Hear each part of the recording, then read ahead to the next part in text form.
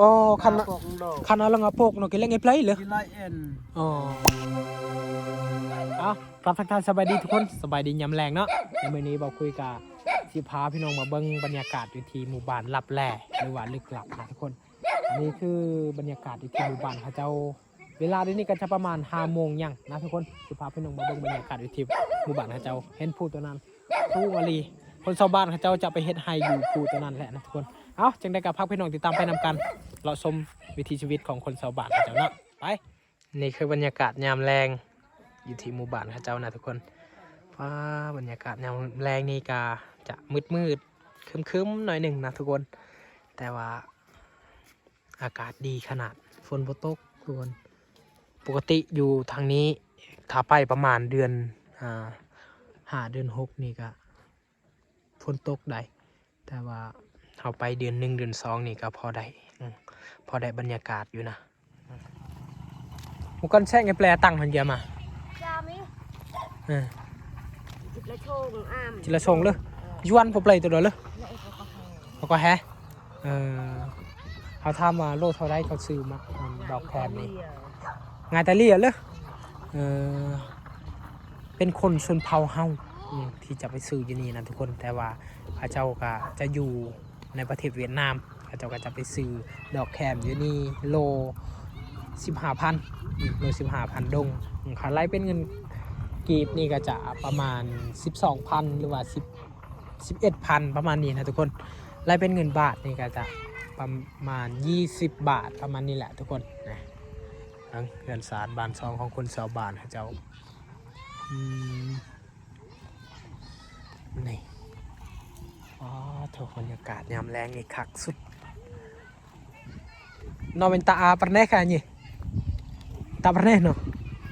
tak lang pernah tak acau gerah tak lang lah aka apok-pok ndo ba ka irah lian lek balik yo play oh kan lang apokเนาะกินเล่นไงเพลย์เหรอ gilaen อ๋ออันนี้เพิ่นอนามัยนะทุกคนถ้าว่าบ่อนามัยตัวนี้เปลือกมันนี่เขาก็จะบ่ซื้อนะทุกคนยากคือกันได้แต่ลุงเพิ่นต้องอนามัยตัวนี้เอาออกมาตัวนี้และเขาจึงซื้อนะนี่irah ka man dok เขาอย่าสั่งกับมันนั่นเลย kina man te lu han hoi ki ki ba cơ nhẹ le chat po thai mi ngai ki ba pơn ta la na pek no mo ha ta noตึกnaต้องชอบตะกี้นำเพิ่นนี่ลายที่สุดนะดอกแคมนี่บางทีก็เอาบ่หมดปีนี้นะทุกคนนี่เพราะว่าเพิ่นปลูกไว้นะปวนเฮกตาร์มี4 เฮกตาร์โดยเฉพาะส่วนดอกแคมนี่นะทุกคนเพิ่นมี4 เฮกตาร์นี่ปาโถมันแบบนั้นเราก็หลอกแต่มันยังกระต้านกี่เพราะว่าส่วนมันต้นนี่เราปะเลยเอาแต่ดอกแคมเล่ไม่รึกเลยเล่ไม่รึกเล่ก็รึกนั่งแค่กระต้านกี่ของใช้โลหะชาร์ตัวเลยเหตุผลที่เพิ่นปะส่วนมันต้นนี่ก็คือรถขึ้นบ่ได้นะรถขึ้นไปเอาบ่ได้เราก็เลยปะส่วนมันต้นก็เลยเฮ็ดส่วนดอกแคมนะทุกคนส่วนดอกแคมนี่เป็นคนรถจักรเขามาซื้อนะคนมาแต่เวียดนามเจ้าก็จะขี่รถจักรเขาจะมาซื้ออยู่นี่เลยกันเล่ตันที่มันนกเลยมุกันบานชิดมันมาเล่นตลช่วงตาแกมากันหมดจิตละช่วงนี้แล้วว่าคันได้หอด1 โตนหรือว่าโตน1เขาก็จะซื้อโล 1,000 ดงนะทุกคนถ้าว่าบ่หอดโตนประมาณ500 โลเขาก็จะซื้อโล 1นี่ 15,000 ดงประมาณนี้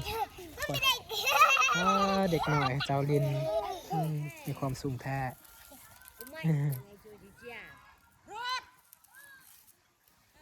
สวยปูเนาะสวยปูเห็ดเวียกจอยาวะตะเวียก ลุงเพิ่นจะอนามัยออกมัดตัวนี้นะทุกคนให้มันเป็นลักษณะแบบนี้และเขาจึงสื่อเนาะนี่เห็นนี่เพราะว่าตัวนี้เขาเจ้าบ่อยากใส่กับใส่บ่ได้นะตัวนี้นะ อยู่ข้างล่างเหือนเขาเจ้านี่จะมีหนองปลาและกาน้ำลิ้นเนาะทุกคนนี่บางคนชาวบ้านเขาเจ้าก็จะไปอาบน้ำอยู่นี่แหละ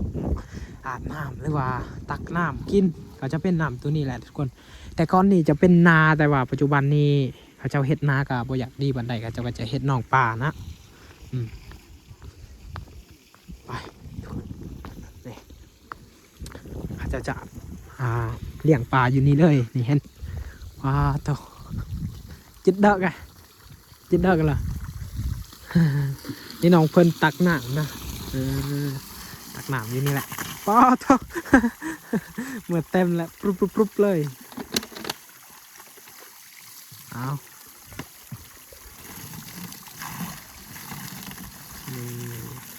ตักน้ำช่วยพ่อแม่นะทุกคนเพราะว่าพ่อแม่กับไปไห่ไปสวนเพิ่นก็เลยตักน้ำสวยหนึ่งเขาสวยแต่ก็ในส่วนบดนี่เขาเจ้าหูเอาตัวหลอดไปหูอยู่หูกินนะทุกคนนี่ตัวน้ำนี่ไล่ตลอด24 ชั่วโมงเลย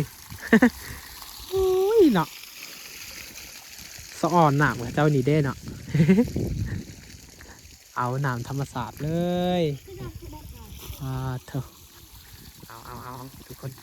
อยู่ถึงจะเป็นเหือนเขาเจ้าอยู่นี่ก็จะเป็นน้ำนี่ไปแล้วนี่น้องมาช่วย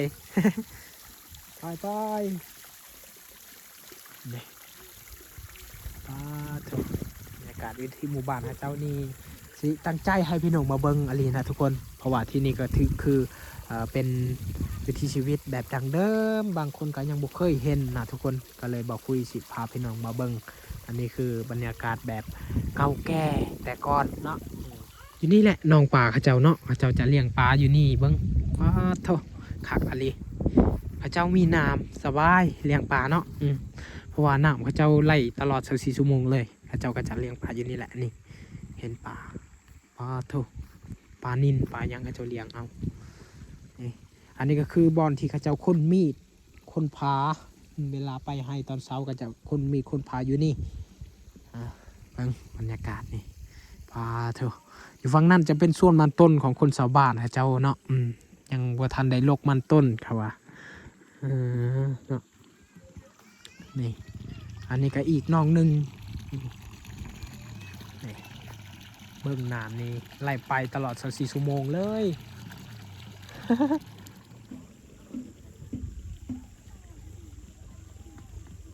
หมู่บ้านอยู่ที่หุบเขานะทุกคนไม่ว่าหมู่บ้านอยู่ก้นภูก็ว่าได้เอาบอกคุยสิขึ้นไปเทิงให้พี่น้องได้รับชมบรรยากาศกันน้องเขาไปตักน้ำนี่ตักน้ำสวยอายเอาไปทุกคน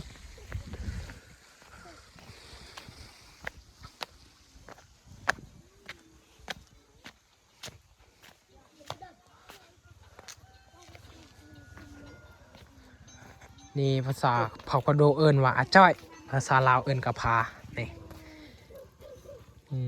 เขาเจ้าเห็ดงามได้เวลาไปให้ไปสวนก็จะถือไปตัวนี้แหละอองพื้นหรือว่าอองดอกแคมนะทุกคนนี่แหละคือตัวลุกเลย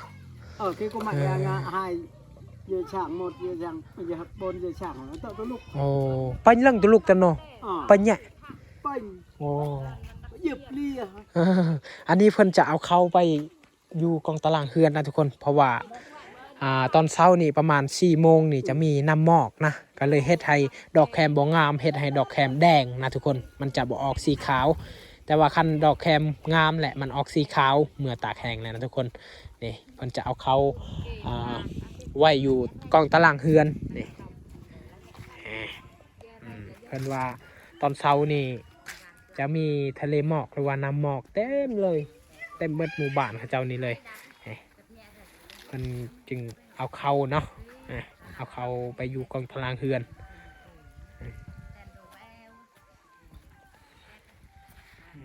ข ครั้งนี้ก็จะเอาเข้าไปอยู่กองตารางเฮือนโอ้พระอาทิตย์กำลังจะตกแล้ว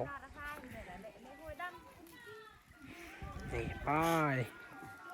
อยู่นี่แหละเพิ่นเอาไว้นะทุกคนเอาไว้อยู่กองตารางเฮือนนี่นี่เอาไว้อยู่นี่เลยปุ๊บนี่เอา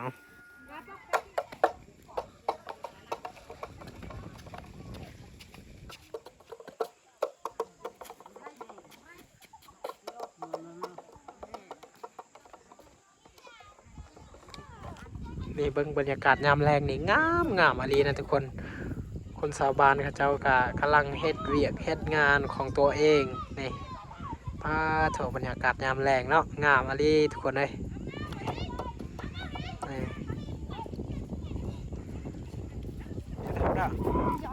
นี่โยหอมเด้อจันปูหอมน้องเพิ่นกำลังจะไปอาบน้ำเฮ้ไปลุ่มแล้ว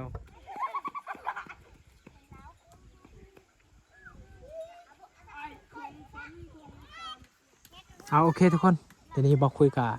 จะเข้าไปอยู่นี่อีกอันนี้มี2หลังคาเฮือนอยู่นี่นะทุกคนน้องๆเขาเจ้าก็จะกำลังจะลิ้นบี้เนาะอยู่นี่ป้าเถอะนี่เฮือนเขาเจ้าทรงเฮือนแบบดังเดิมนะ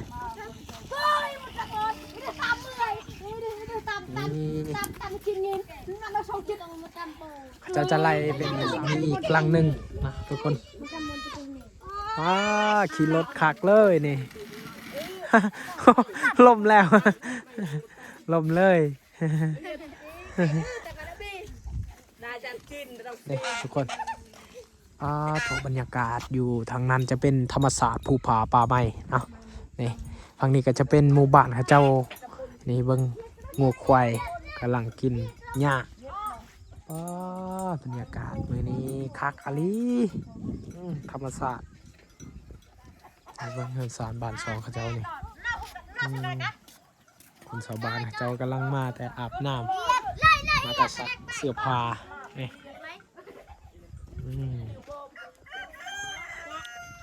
ทีนี้น้องๆเขาลินบี้นะจะเป็นความสุขเล็กๆน้อยๆของน้องๆเขานี่เถอะนี่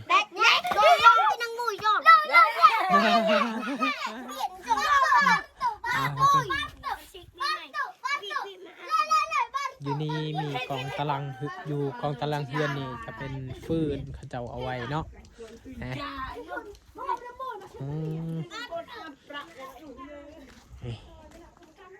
ส่งเฮือนเขาเจ้าอันนี้เขาจะเฮ็ดบอลล้างถ้วยล้างจานล้างหม้อทุกคนแล้วก็อยู่นี่จะเป็นเฮือนครัวเลยเห็นปะนี่คักไอเดียเขาเจ้าจะออกแบบทรงเฮือนนี่คักอะไรนี่ไป มาตามมาตาจ้าเขาทำเนี่ยป่าเพิ่นว่าเฮ็ดยังเราว่ากำลังเฮ็ดกินมาบนจ่าบุดอ เขาว่าได้ยังกินมื้อนี้เราว่าบ่มียังเนาะเถอะบรรยากาศอยู่ดีหนาวเนาะเงียบเรื่องกับตัวโดนเลย เราว่าบรรยากาศอยู่นี่แหละหนาวนะทุกคนตอนแรงนี่แหละเริ่มหนาวเลยได้ถ้าว่าตอน12 โมงนี่ก็พอได้อยู่พออุ่นนะทุกคนอุ่นๆนะถ้าว่าตอนแรงนี่ก็โอ้โหหนาว เอากำเอิญเนอะนี่ทุกคนอยู่นี่ก็จะเป็นบอนที่เขาเจ้าเฮ็ดทานเห็นปะตอนนี้เลยเขาเจ้าเฮ็ดทานนี่เขาจะเฮ็ดทานอยู่นี่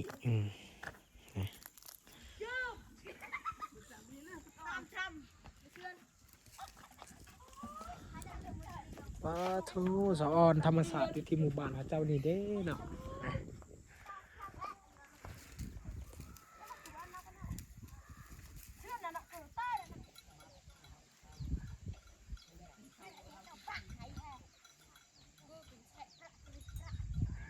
บ่อนนี้ก็จะเป็นบ่อนที่เขาเจ้าเอาไว้ไหม้เนาะเมื่อเขาเจ้าเลื่อยไม้มาแต่ภูแล้วก็จะมาไว้อยู่บ่อนนี้เพื่อจะเฮ็ดเฮือนไหม้นะทุกคนนี่ฟังนี่เขาเจ้าก็กำลังจะเฮ็ดเฮือนไหม้แล้วนะนี่แต่ว่าก่อนที่เขาเจ้าเฮ็ดเฮือนไหม้นี่เขาเจ้าก็อยู่เฮือนหลังนั้นก่อนเฮือนน้อยๆเขาจะเฮ็ดไว้ก่อนเนาะนี่ฟังอ้าวเลาะไปเรื่อยเฮานะทุกคน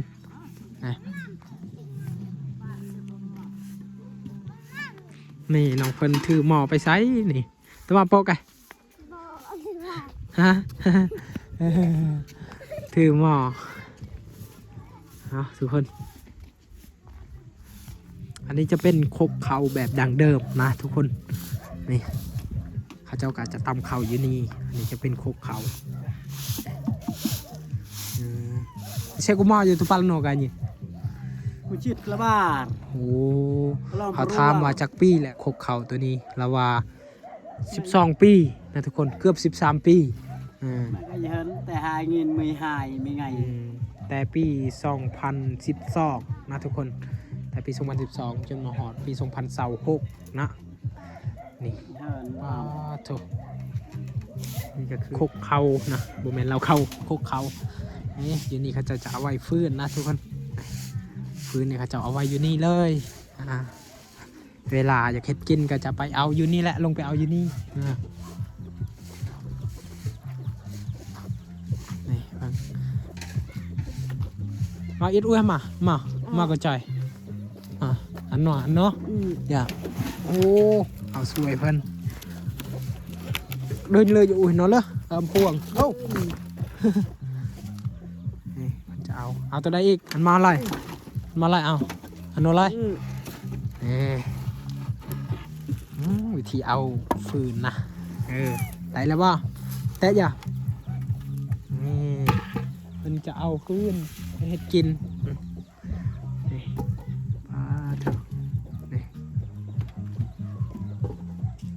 พระเจ้ากำลังจะเฮ็ดน้ำลิ้นอยู่นี่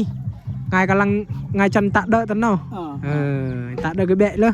ตะเดอะโอ้โหผมกำลังจะเห็นเราจอดเนี่ยกูเช่าถ้าว่าภาครัฐกำลังสิซวย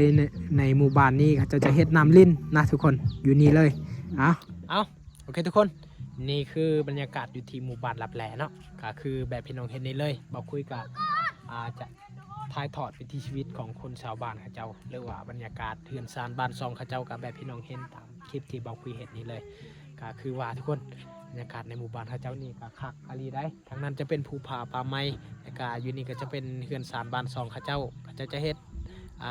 ให้เฮ็ดเขาเฮ็ดส่วนมันต้นก็อยู่ทางนั้นแหละต้องได้ขึ้นไปภูแล้วก็จะเฮ็ดให้นะทุกคนเอาทีนี้ก็ต้องขอบคุณหลายๆพี่น้องทุกคนที่รับชมให้กำลังใจเบาคุยมาตลอดเนาะเอาคลิปนี้ขอจบไปเพียงเท่านี้ก่อนทุกคนบ๊ายบายเจอกันคลิปต่อไป